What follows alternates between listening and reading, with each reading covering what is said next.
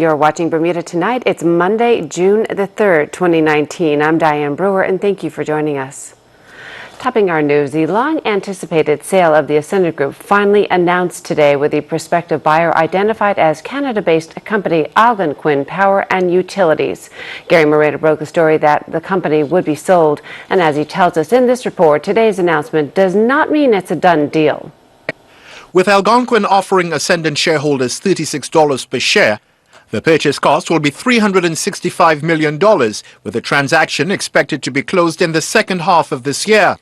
The first sign that something was brewing this morning was when trading of Ascendant shares was suspended on the Bermuda Stock Exchange.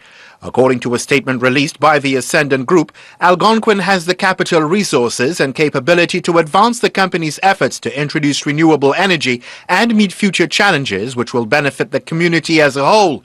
Algonquin is described as an established renewable energy and utility group with North American assets in excess of $10 billion. They currently have some 800,000 customers and own and operate 54 energy facilities, of which approximately 90% are renewable. This includes hydroelectric, wind, thermal, and solar power. The introduction of renewable technologies is expected to create new jobs for Bermudians. Algonquin has committed to introducing modern energy technologies and will look to accelerate the introduction of renewables, conservation, and battery storage for the island. Integration of additional low-cost renewable energy into Belco's supply mix is expected to contribute to lower energy costs.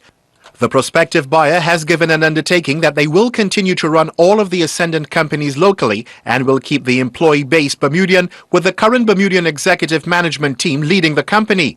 And while they will introduce advanced training opportunities both locally and overseas, the company will also continue the voluntary early retirement program, but is committed to no company-initiated job cuts and will maintain or improve upon existing employee benefits. Meanwhile, there has been some concern surrounding the sale of 37,000 Ascendant shares at 20% premium last Friday, which led to questions of possible insider trading. Asked whether there was any concern about this, Greg Wojciechowski, President and CEO of the Bermuda Stock Exchange, told us the principal function of the BSX is to provide a fair, orderly and efficient market for the trading of securities issued by both domestic and international issuers. The BSX operates and oversees activity on the exchange's electronic market platform to ensure compliance with its regulatory framework. The BSX operations and compliance departments are tasked with ensuring the BSX regulatory requirements are met by all users of the exchange. In the course of its normal activity, the BSX monitors market activity and makes inquiries when it deems the circumstances require further investigation to ensure compliance to BSX regulations. In addition to its typical oversight process, the exchange has monitored trading in Ascendant shares from 20th January this year, when the company announced it was evaluating strategic alternatives. Meanwhile, Angela Berry, chairperson of the regulatory authority, has indicated that as the RA regulates Belco, it will evaluate the proposed change of control of Belco in accordance with the provisions of applicable legislation and any ministerial directions. The next step in the process from the RA's perspective will be for Belco to submit a formal application for a change of control so that the RA can make an informed decision. That said, Ascendant has stated all parties will work diligently to obtain all necessary approvals so the transition can happen in a timely manner to minimize any disruption to our companies, employees and customers. Gary Moreno, reporting for the Bermuda Broadcasting News. Thanks, Gary. Elsewhere, Deputy Premier and Minister for Home Affairs Walter Rabban, who has responsibility for regulatory affairs, says, quote, "I note the announcement around the sale of Ascendant Group Limited today. There are considerable steps before this is finalized. I am confident that once an application is made to the regulatory authority, there will be a robust review to determine that Algonquin Power and Utilities Corporation has a strategy that is in line with the IRP and this government's commitment to drive down energy costs for the Bermuda public and ensure a more affordable and sustainable energy future for the island." In other news, Education Minister Rabban has hit back at OBA leader Craig Cannondere's remarks over the government's exploration of the public school system. Mr. Cannondere, in an interview Friday with Bermuda Broadcasting News, expressed concern that the minister was looking to commit $3 million to the remediation of the troubled T.N. Tatum Middle School. However, Mr. Rabban telling this newsroom today no such plans are underway. That's right. I was extremely surprised to hear the opposition leader say that outside of the House when he was very clearly there when I read my statement. In fact, I fielded a lot of questions from the opposition on my particular statement. The statement was very, very clear in that the closure of T and Tatum for the upcoming school year was for this school year only, and we would make an assessment on what we would do with the building beyond that once we complete our assessment of what we're going to do when we talk about transforming the education system, including the phasing out of middle schools. There was no indication that we would spend the $3 million that is estimated to bring the school up to par at this point. I very, very clearly articulated that we're in the process of assessing our entire system from preschool all the way to high school, and once we're in a position, we will do public consultation on which direction we would like to go in and get feedback from all of the stakeholders. Once we get to that point, we'll have an idea of what all of our schools are going to look like as we move into the next phase of our education reform, and that includes T and Tatum. So until that process is completed, there will be no remediation at T and Tatum as stated by the opposition leader on Friday. The Ministry of Education has received an influx of inquiries regarding pay for teachers in light of actions taken by the BUT on Friday, 31st of May. In response, the Minister of Education, the Honourable Diallo-Urbane, has issued the following statement. The head of the public service is the final determination of matters regarding industrial action pay and therefore is the governing body regarding compensation for teachers on the 31st of May, 2019. Coming up, Opposition Leader Craig Cannonier has a question for Minister Wayne Furbert, the latest weather news, and so much more. Stay with us.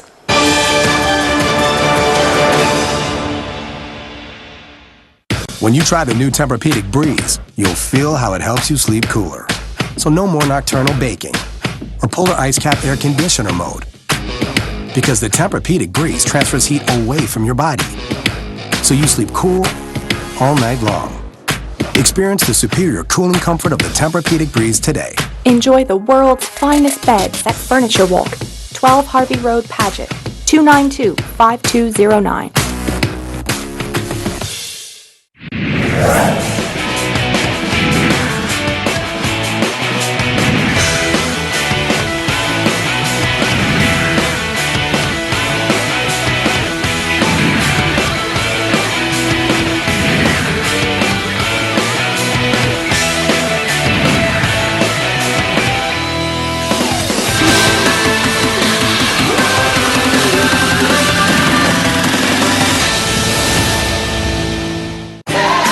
Hello, Bermuda. I'm Bishop Lloyd Duncan, and I would like to take this opportunity to invite you to a special joint service. Bishop Nick Thiel, Pastor Terrence Stovall, Bishop Leon Landy, and also Bishop Stephen Jones, and many other ministries across this island will be gathering here on Sunday, the 9th of June, 6:30 p.m. to just simply lift up Jesus and say, welcome, Holy Spirit. You can't afford to miss it. God's got your name on a special blessing. 4K ready box, cloud DVR storage, more local channels on every device in your home. Get more with FiberWire TV.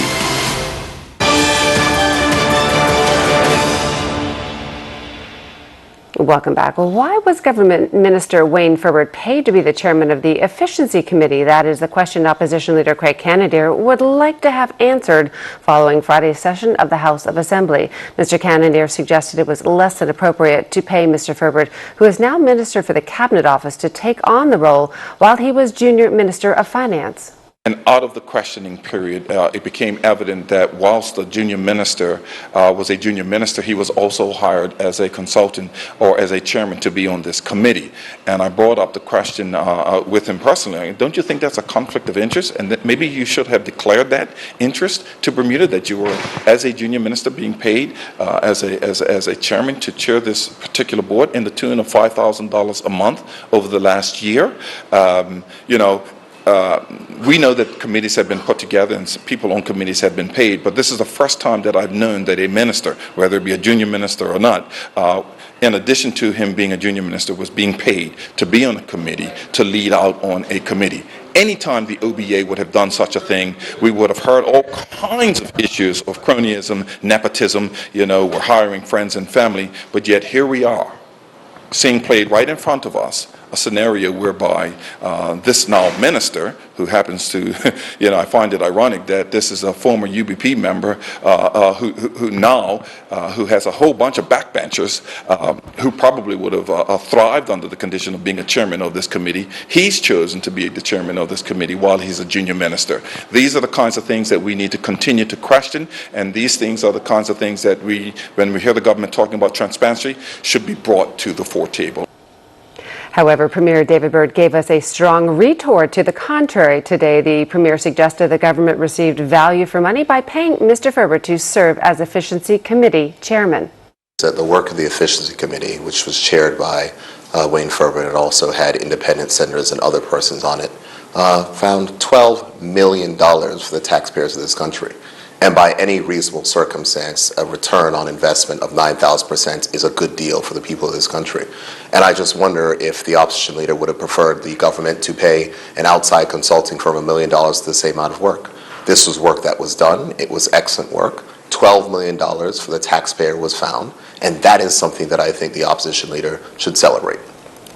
Elsewhere, Mr. Byrd dismissing the claim by Mr. Cannonier that the island's economic situation is worsening amid consecutive declines in retail sales. Mr. Cannonier had predicted more job losses to come, but Mr. Byrd sees it another way. Here's the thing, Tarai. The opposition leader has heard our plan. He doesn't like our plan because his is one that harkens back to the old age of trying to go with the trickle-down economic theories and opening the floodgates of doors for immigration. That is not our policy. Our policy is economic transformation. That is making sure that we provide the tools for persons, giving more money in the pockets of entrepreneurs, and making sure that Bermudians can participate. That is the reason why we've increased training. That's the reason why we've increased education grants. And that's the reason why you will talk to people in the private sector that says that the startup activity of which they're seeing in Bermuda in both the traditional insurance sectors and the new sectors insofar as life is the largest that they've seen in a very long time. But here's the thing, Tarai. There are also challenges inside of our economy. I hold clinics in my constituency. I meet members of the community who are struggling, and it's our job to fix the challenges that are faced this country. But you cannot fix the challenges if you take it from an approach that you're going to do what we've done before. The status quo does not work. We are entering a future of technology, and if we are not willing to change the way in which we operate, to change the way in which Bermuda has for generations made sure that the same persons get the same amount of money instead of spreading that pie more broadly, we will be challenged.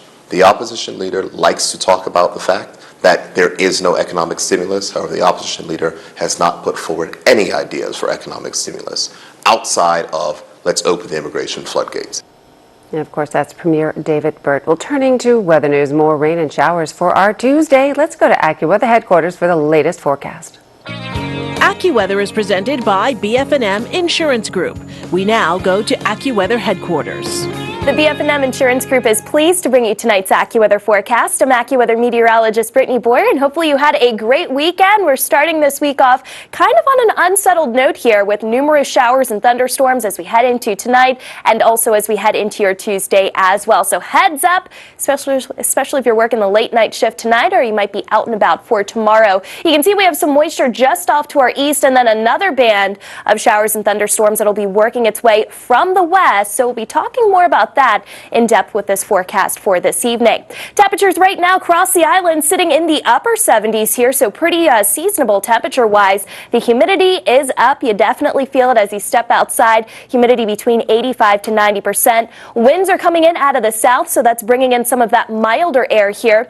And the water temperature currently sitting at 76 degrees with waves inside the reef between 1 and 2 feet and outside between 3 and 5 feet. Surprisingly, I was checking out the Bermuda Weather Service website, and they actually don't have any advisories as we head into tonight or tomorrow, but there is the possibility of a couple of thunderstorms, so heads up if you're here for vacation and maybe by chance you're planning to head out toward the water. You can see our tidal times with our high tide coming in at 9:41 tonight and then our low tide coming in just after 4 a.m. on Tuesday, and it's not exactly the nicest of times to be out on the water. Here's what I'm talking about. Lows tonight in the low 70s, so we stay a bit on the steamy side tonight, but mostly cloudy with a couple of showers and also thunderstorms. That's why I was a little surprised that we don't have a thunderstorm advisory out there, but just a heads up and make sure you use caution if you do plan on being out late tonight. This is what Futurecast looks like. Again, numerous showers and also some thunderstorms as we head into tonight and also into Tuesday. And then once we get beyond Tuesday, that's where we'll start to have more improvements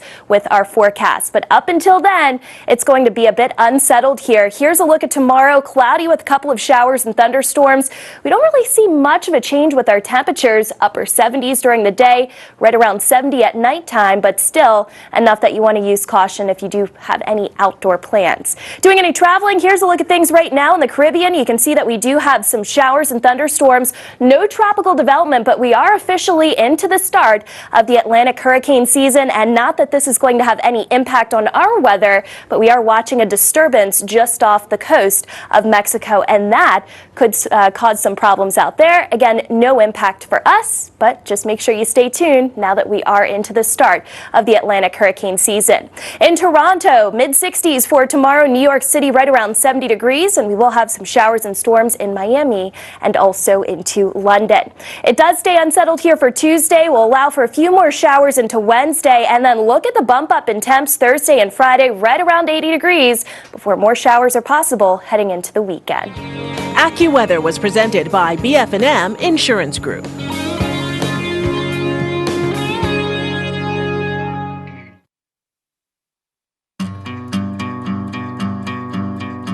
This summer I was in Germany on holiday with my family, and on a whim one day my son and I joined a speed sliding competition, and as I came down the water slide I went straight down in the pool and whacked my left foot on the bottom of the pool, and I looked down and I didn't see a foot. I just saw the bones sticking out and I started to feel faint. I was ambulanced to a hospital where I stayed for 11 days and had surgery. I had snapped all the ligaments on both sides of my ankle. And in the middle of all this stress and pain, we thought, how are we going to deal with health insurance? How will we pay for this? And I got a response from Allison at BF&M, and she said, your admission and surgery will be covered at 100%. I didn't have to put it on a credit card and deal with a reimbursement later. It made such a big difference to us. And for me, the BF&M difference is stress-free insurance when I really needed it.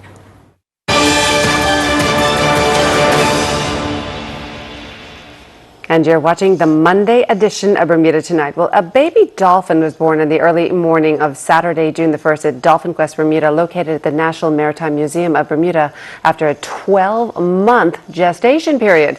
30-year-old mother Bailey gave birth to a calf under the watchful eyes of the animal care team at approximately 5:45 a.m.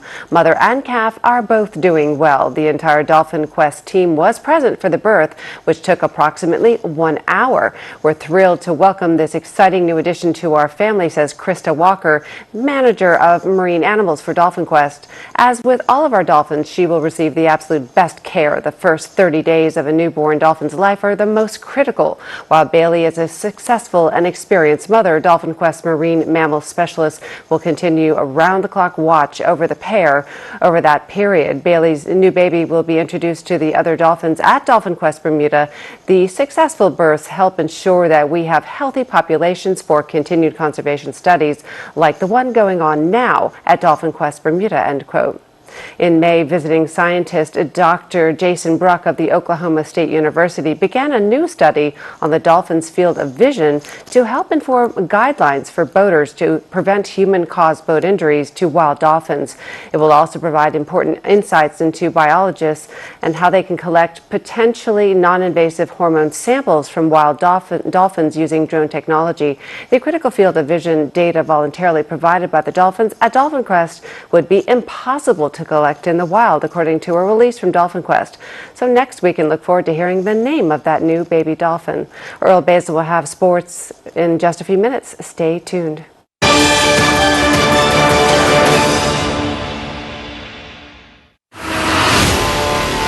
4K ready box, cloud DVR storage, more local channels on every device in your home.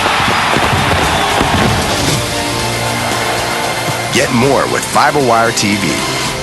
Blurry-eyed following your eye appointment? Had one too many? Or simply too tired to face the drive home at the end of a long night? There are lots of reasons why you couldn't and shouldn't get behind the wheel. Introducing HomeSafe from Security Associates, the island's only car and driver home delivery service. Reschedule with us and a HomeSafe driver will deliver you and your car right to your door. Whatever your reason for not driving, you can always get HomeSafe. Call 298-2626 for pricing and to find out how you can become a member or visit HomeSafeBermuda.com. Terms and conditions apply.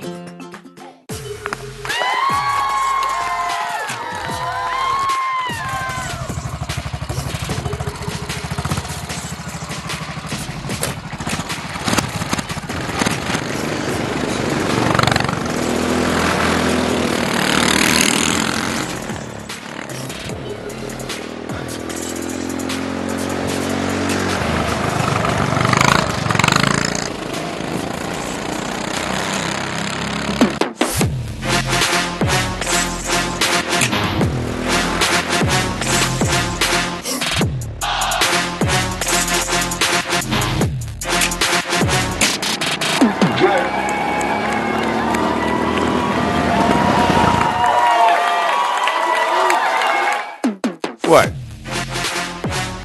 You want to race? Rubber Duck Derby 2019. Raffle tickets now on sale. Bring the whole family. Presented to you by Friends of Hospice and Lindo's lead sponsor.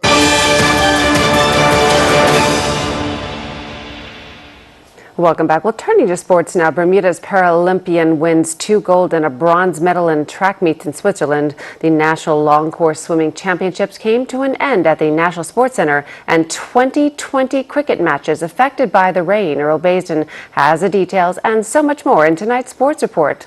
Jessica Lewis concluded competing in the International IPC track meet in Switzerland. Lewis would win the bronze medal during the T53 women's 200-meter race when she was clocked in a time of 30:34. Lewis finished 10th in the T53 women's 800-meter race in a time of 2:00:82.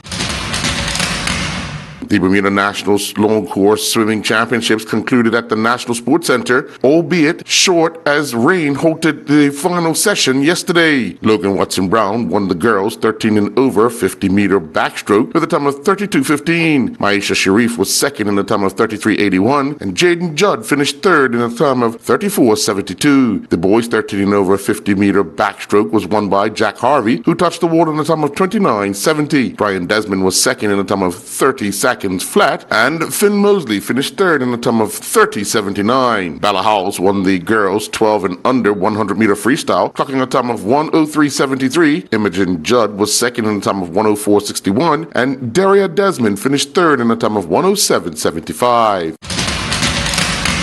Turning to cricket over the weekend, on Saturday in Premier Division 2020 action, the Southampton Rangers defeated St David's Cricket Club by 5 wickets. Batting first, St David's Cricket Club scored 112 for 9 in their allotted 20 overs. Alan Douglas Jr. was the top scorer with 36, while Malachi Jones was the pick of the Southampton Rangers bowlers with figures of 4 overs, 2 for 20. In reply, Southampton Rangers scored 114 for 5. Jones was the top scorer with 53, while George O'Brien was the pick of the St David's Cricket Club bowlers with figures of 4 overs, 2 for 17. In First Division play, the Somerset Cricket Club picked up a 9-wicket victory over Western Stars. Western Stars were all out for 61, with Somerset Cricket Club scoring 64 for 1. Warwick Workmen's Club picked up a 7-wicket victory over Devonshire Recreation Club. Devonshire Recreation Club scored 94 for 6 in their 20 overs, with Warwick Workmen scoring 95 for 3. Cleveland County won by 7 wickets over Flats Victoria. Flats Victoria would score 87 for 7, with Cleveland County replying with 91 for 3. Yesterday, in rain-affected matches, Flats Victoria picked up a 10-wicket victory over the St George's Cricket Club. St George's Cricket Club scored 91 for 5 in their 20 overs, with Flats on 59 without loss. Rain halted play, with Flats ruled the victors on the Duckworth-Lewis method. The Duckworth-Lewis method was used as St David's Cricket Club defeated Cleveland County by 7 wickets. Cleveland County scored 165 for 5, with St David's on 79 for 3 in reply. Rain halted play. Somerset Cricket Club won by 53 runs over the Devonshire Recreation Club. Somerset scored 178 for 6, with Devonshire Recreation Club then bowled out for 125.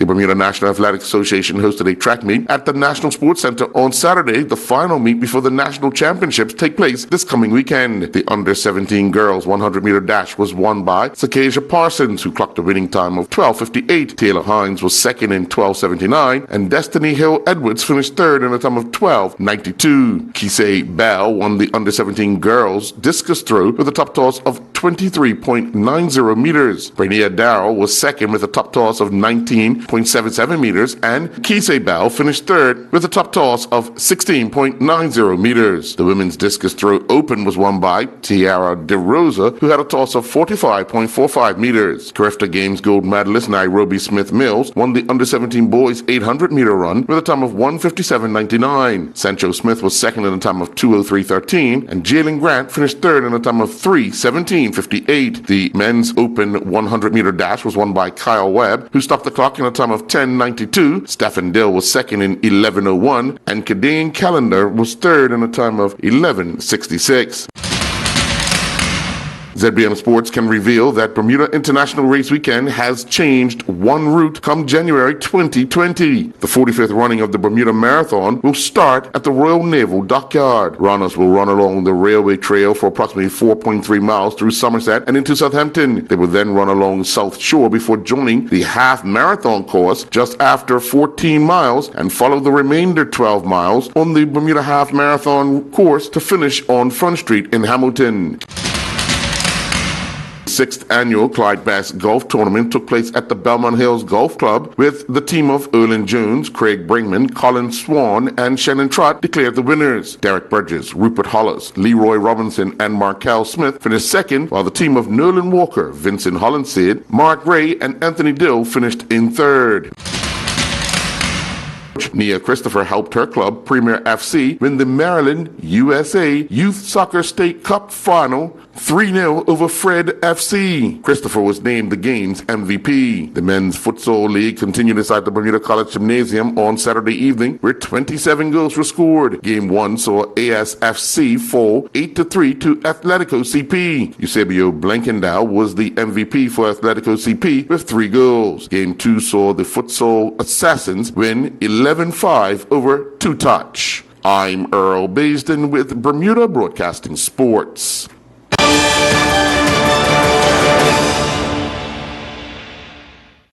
Cal is back. He's been hearing about open internet and wonders if it applies to Bermuda.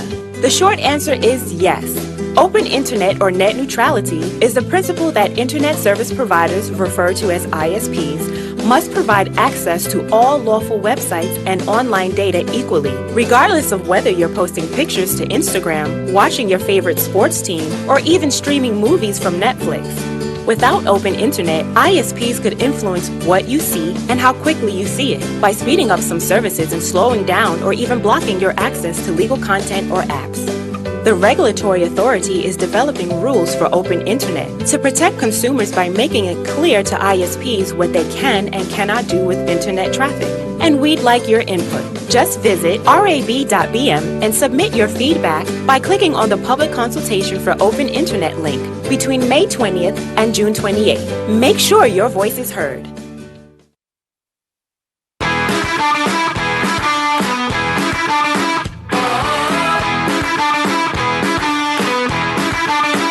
Every home tells a story.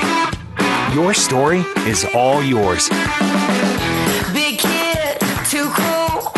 I make my own rules. Wherever you live, whatever your style, express yourself. My style says what's up. Don't wanna ever grow up. So many styles to help tell your story and create your unique dream home. We're gonna stand out, break away from the crowd. Start shopping for furniture at U.S. prices today.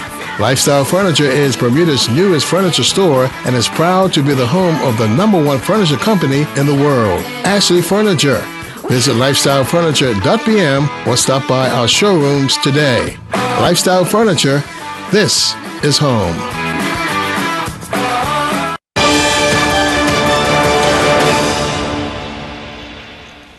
And on a programming note, tonight's Let's Talk with Gary Moreno will tackle the thorny issue of immigration. Immigration reform is back on the radar, and Gary's guest will be National Security Minister Wayne Keynes.